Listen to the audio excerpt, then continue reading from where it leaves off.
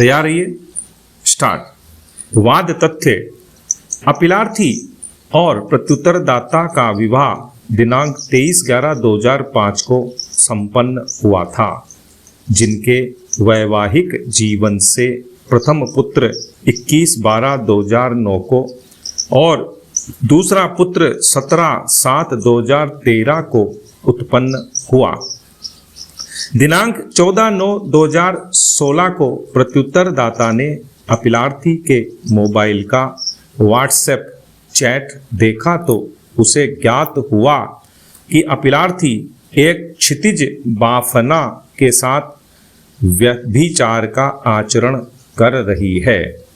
उसने चुपके से अपने दूसरे पुत्र मास्टर अर्जुन का डीएनए परीक्षण कराया तो उसका डीएनए उससे मैच नहीं किया और प्राप्त रिपोर्ट पर विश्वास व्यक्त करते हुए दिनांक 1/7/2017 को अपीलार्थी के विरुद्ध हिंदू विवाह अधिनियम 1955 की धारा 13(1) प्रथम व प्रथम क के अंतर्गत विवाह विच्छेद याचिका प्रस्तुत की।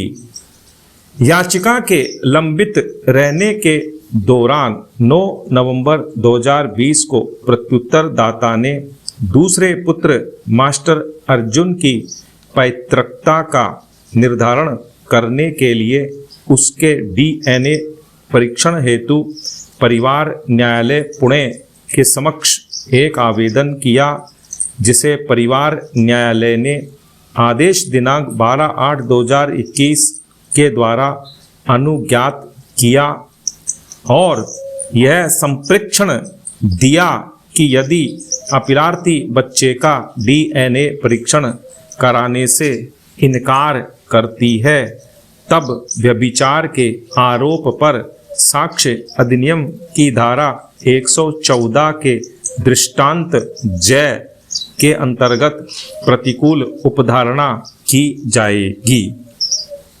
परिवार न्यायालय ने अपना निर्णय प्रत्युत्तरदाता द्वारा पुत्र के कराए गए डीएनए परीक्षण की रिपोर्ट पर आधारित किया और उच्चतम न्यायालय के नंदलाल वासुदेव वादवयिक बनाम लता नंदलाल वादवयिक 2014-2 SCC 576 के निर्णय पर विश्वास व्यक्त किया।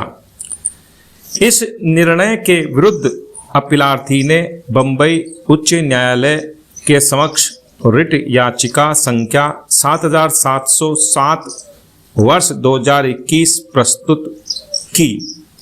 उच्च न्यायालय ने आक्षेपित निर्णय दिनांक 22/11/2021 के द्वारा परिवार न्यायालय के निर्णय की पुष्टि करते हुए रिट याचिका निरस्त कर दी। अतः अपीलार्थी ने उच्चतम न्यायालय के समक्ष यह SLP प्रस्तुत की। पक्षों के तर्कों को सुनने के पश्चात उच्चतम न्यायालय ने विचार के लिए निम्न 2 प्रश्न विरचित किए। 1. क्या परिवार न्यायालय और बंबई उच्च न्यायालय ने यह निर्देश देने में साक्ष्य अधिनियम की धारा 112 का सही मूल्यांकन किया है कि मास्टर अर्जुन का डीएनए परीक्षण कराया जाए? 2. क्या मास्टर अर्जुन का डीएनए परीक्षण कराने का अपीलार्थी की ओर से अनुपालन नहीं किए जाने पर उसके विरुद्ध व्यभिचार के लगाए गए आरोप के संबंध में धारा 114 के दृष्टांत जय में यथाकथित रूप में प्रतिकूल धारणा की जा सकती है?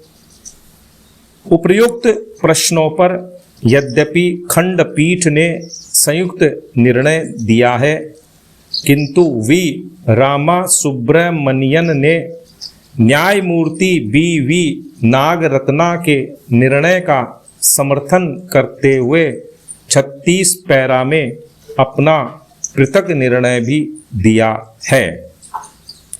निर्णय 1, संबंधित प्रश्नों पर उत्तर के लिए विधिक योजना भारतीय साक्ष्य अधिनियम 1872 की धारा 4, 112 और 114 में वर्णित है, जो निम्नवत पठनीय है। प्रथम, धारा 4 निश्चयाक सबूत। जहां की इस अधिनियम द्वारा एक तथ्य किसी अन्य तथ्य का निश्चयाक सबूत घोषित किया गया है, वहां न्यायालय उस एक तथ्य के साबित हो जाने पर उस अन्य को साबित मानेगा और उसे ना साबित करने के प्रयोजन के लिए साक्ष्य दिए जाने की अनुज्ञा नहीं देगा। द्वितीय, धारा 112 विवाहित स्थिति के दौरान में जन्म होना धर्मजत्व का निश्चयाक सबूत है।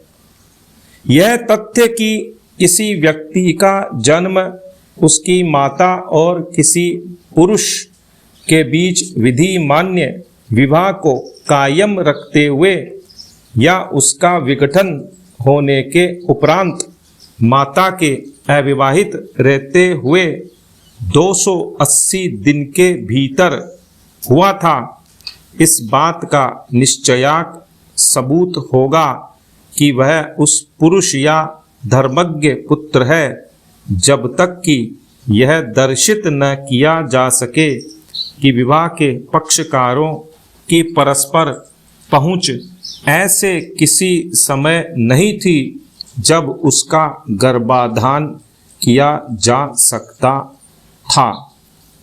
तृतीय, धारा 114 न्यायालय किन्हीं तथ्यों का अस्तित्व उपधारित कर सकेगा। न्यायालय ऐसे किसी तथ्य का अस्तित्व उपधारित कर सकेगा। विराम।